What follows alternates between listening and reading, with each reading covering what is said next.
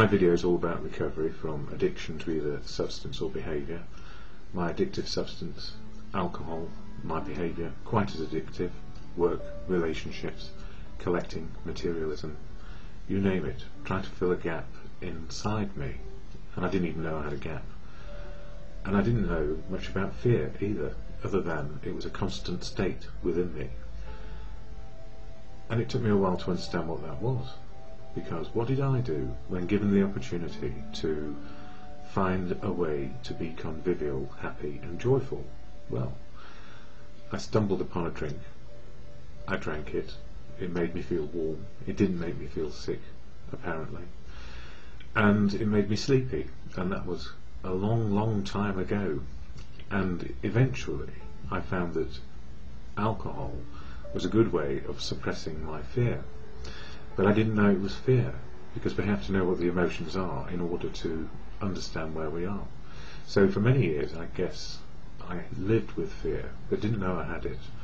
Lived with a gap inside me and tried to fill it with all the things that society suggests are good for me, which is to accumulate material, be a part of, be included, do the next right thing, do everything to look right. And there was always a saying of put on a stiff upper lip or put on a brave face and face the world and don't show you're hurt even if you are, because that's weak. And if I'd known that there is a great strength in vulnerability, that is to admit exactly where I am on any given day, that something feels good or bad or loving or disturbing or just fearful, better to admit fear and then find courage to change. So, 35 years of taking the edge off me, suppressing my fear, which also suppressed a lot of the other feelings, unless I took another drink and another one, and then I experienced some forms of emotion, but they were probably at extremes of reaction and response, rather than being somewhere in the middle, where normal behaviour is founded on feelings as they can be for anybody who is classified as normal, whatever normal might be. So there we go, my drinking story, as I say, 35 years long. And how on earth did I get into a place of complete dependence and then addiction? Well, I worked myself into the ground. I had a lot of relationships over the years, and I never really understood whether I was good enough, or they were good enough, or the situation was right. And I used to say to myself, right girl, wrong time, or wrong time, right girl. But behind it was fear and an absolute desire to succeed at life. And I thought the way we were measured was in material terms and the type of career we had. So I was always striving for perfection, and it did me no good. It just wore me out. So these days I prefer to be sober one day at a time, make some progress, understand my emotions, understand how I am physically, and get this spiritual connection to living. And the only thing I've found is spiritual connection to living is living in the moment and seeing reality as it is, and understanding the truth of now. It's all we've got. And if there's more, all well and good. If it's just as it is, and I understand it as best I can, and make the best choices based on the right evidence, the evidence of what is in front of me, I'm more likely to check out what is going on around me, be included, include others, and not take another drink. And how have I managed to do this? Well, I don't know how much is down to me, but my family, community and professionals kept me alive long enough to get that moment of clarity. And having got that moment of clarity, I was introduced, or somehow got into, the fellowship of AA, Alcoholics Anonymous. And AA helps me on a daily basis understand where I am, what I may do, how to be included, how to be loved, how to love other people, and how to do something useful. So that's taken quite a long time to say, but you know, it's a daily basis, and the greatest gift of AA for me is it's full of unique, authentic people, not special and different, just unique and authentic on their own unique, authentic journey of life. And we have this common similarity, a desire to be sober one day at a time. So there are no chiefs, but a lot of Indians, if that's an okay thing to say. I think it is. We're all the same in the fellowship, same size, sober-sized, hopefully, just for one day. And there's the statement of intent that is shared at the beginning of every meeting, and it goes like this. The AA Preamble. Alcoholics Anonymous is a fellowship of men and women who share their experience, strength and hope with each other, that they may solve their common problem and help others to recover from alcoholism. The only requirement for membership is a desire to stop drinking. There are no dues or fees for AA membership. We are self-supporting through our own contributions. AA is not allied with any sect, denomination, politics, organisation or institution, does not wish to engage in any controversy, neither endorses nor opposes any causes. Our primary purpose is to stay sober and help other alcoholics to achieve sobriety. In there is a desire to stop drinking, primary reason for going to AA, and then to share experience, strength and hope that we may stay sober one day. And there's plenty of literature which we can utilise any day to help us keep sober. And this particular book, Daily Reflections, gives us an opportunity to explore the 12 steps of the 12-step action program for individuals to change our attitude and behaviour.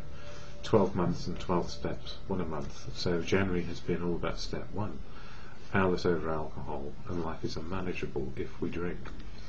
So 31st of January, this is what it says. Our common welfare comes first, and this is all about unity, service and recovery in the fellowship. The unity of Alcoholics Anonymous is the most cherished quality that our society has. We stay whole or AA dies. In other words, we need each other. Our traditions are key elements in the ego deflation process necessary to achieve and maintain sobriety in Alcoholics Anonymous.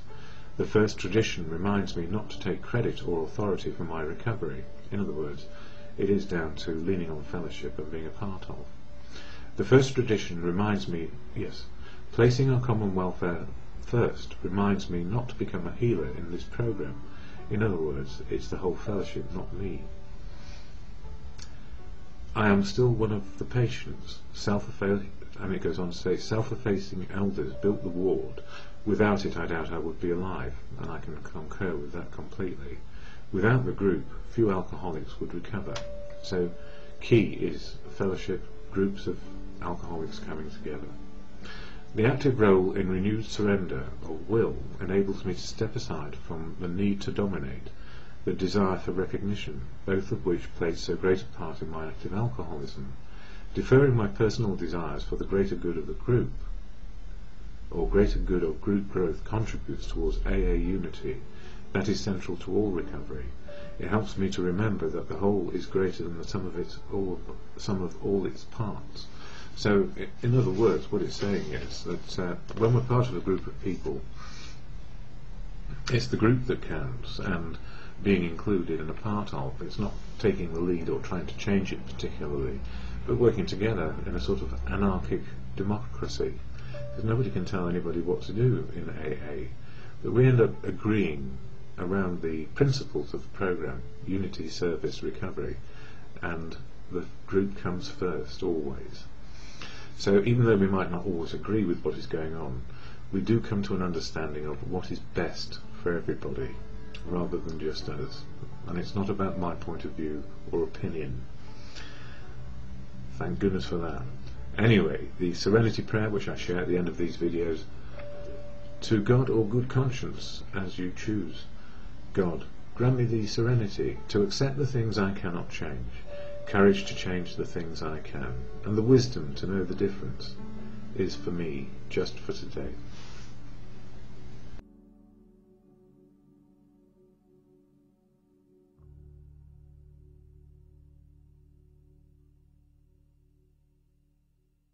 And my video is all about recovery from addiction to either behaviour or substance. My behaviour, trying to be perfect, never so. My substance, alcohol. and after 35 years of drinking, I've had a few years of stopping, just one day at a time. And January's been all about the first step in the 12-step action program of AA, and a little bit about me and my life. So this video is going to be called Intentions versus Actions, because action is the operative word here. If we don't act or get on with and do something when we're getting into recovery from addiction, we fall back very quickly into isolation and start drinking again. And what stops me from going back to drinking is whenever I feel the urge to, or the craving to, blot out reality, I need to go to a meeting of AA. That's Alcoholics Anonymous, and it's a fellowship of just ordinary people, not an organisation, not there to fix you, just to give you some actions to take on a daily basis. And the preamble goes like this, so that you know what I'm talking about. At meetings, we always share this. Alcoholics Anonymous is a fellowship of men and women who share their experience, strength and hope with each other, that they may solve their common problem and help others to recover from alcoholism. The only requirement for membership is a desire to stop drinking. There are no dues or fees for AA membership. We are self-supporting through our own contributions. AA is not allied with any sect, denomination, politics, organisation or institution, and not my videos either. Does not wish to engage in any controversy, all my videos. Neither endorses nor opposes any causes, all my videos. Our primary purpose is to stay sober and help other alcoholics to achieve sobriety, and that's what I'm saying really. I don't speak for AA, I just speak as an individual who's got great benefit from it. And the first step of the 12-step action program, which I've covered in January, 12 months, 12 steps, and that's the same as this daily reflection book here, which is an AA literature book. But in the 12 by 12, the 12 steps and 12 traditions, it says this.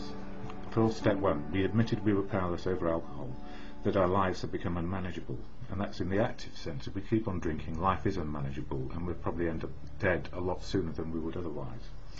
Who cares to admit complete defeat? Admission of powerlessness is the first step in liberation. Relation of humility to sobriety, mental obsession plus physical allergy. Why must every AA hit bottom? And that's just the summary of the step, and it's more complicated than that.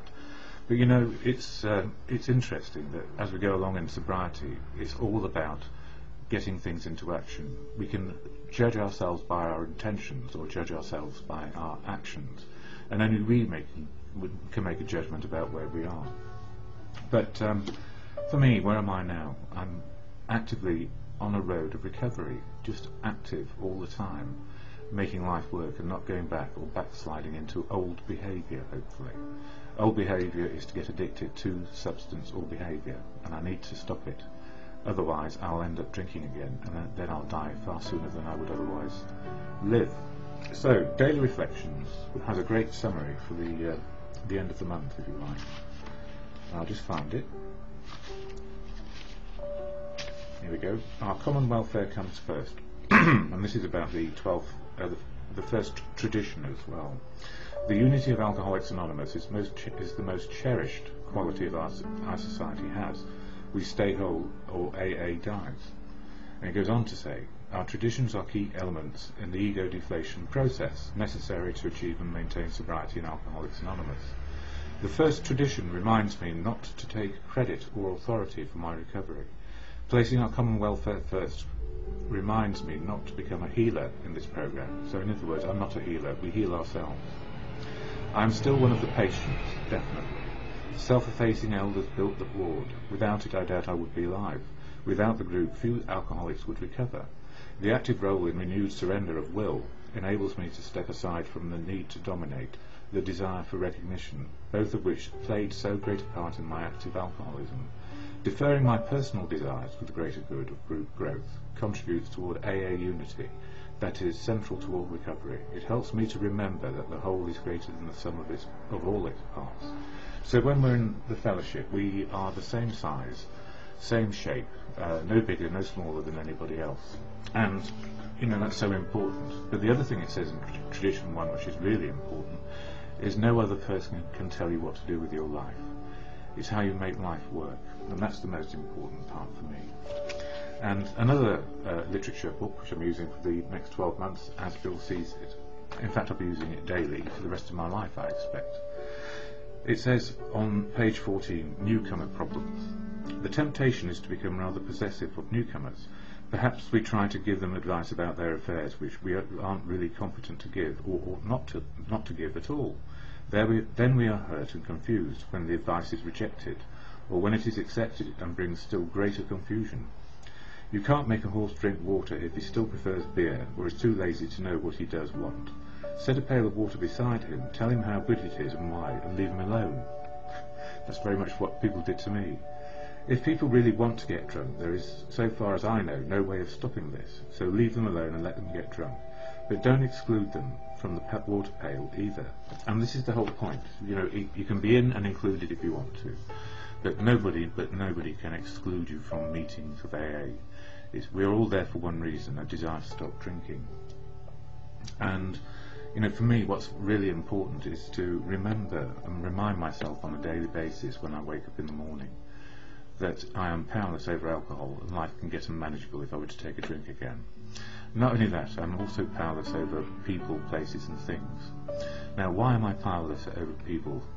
The simple answer is I don't want to have power over people. It means the interdependence, which is so critical for most ordinary life, is lost. So if we find ourselves in a hierarchy of fellowship where some people are better than others, then we are actually misunderstanding what it's all about.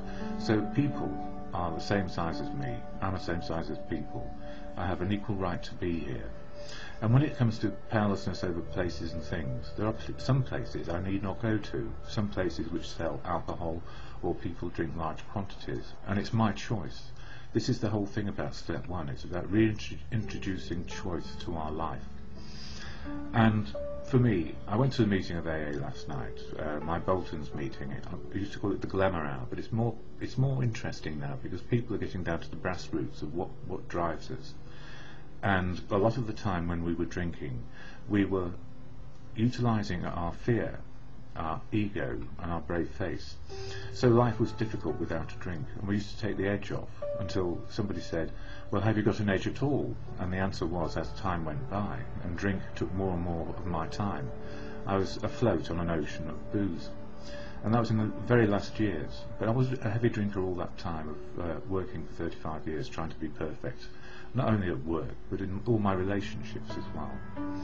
And you know what AA has taught me most of all is acceptance of where I am today. So part of my mantra in the morning still remains. I am powerless over alcohol, people, places, things. And if I were to go back to alcohol, certain people, places or things, then I would start the old process going again of addiction. And the difficulty is we don't want to be in that state of mind where we need to crave the attention, crave the need, feed our ego, feed our fear, and put on our brave face. And there's a gift in this. If we learn daily to have enough faith and courage and confidence just to make the best of what we have, to be in the very moment of now, where we don't need to be frightened of what is going on around us, because most of the time in the here and now, nothing can hurt us. So once we understand, we can let go fear and start being ourselves and get our choices back. We see the fundamentals of the program starting to work. So powerless over people, places, things and booze. Yes, I am. At the same time, I still have my choices and how to live in the moment of now. You know, if I go backwards into my history, I can get lost in a great big ocean of trouble and pain. If I look too far forward into the future, where I want to attain something or to be something, I'm mistaking what is right in front of me, the very moment of now. And the other thing which helps me with acceptance is, it's not my intentions that I need to worry about, it's my actions. What do I do on a daily basis to make life work? How do I love people around me? How am I able to be loved by them? And how do I gain the wisdom around serenity? So for me, serenity remains, as the short version of the Serenity Prayer suggests, and I use God and truth interchangeably. So God, grant me the serenity to accept the things I cannot change, courage to change the things I can, and the wisdom to know the difference. And after all, the centre of all of this is our truth in the moment of now.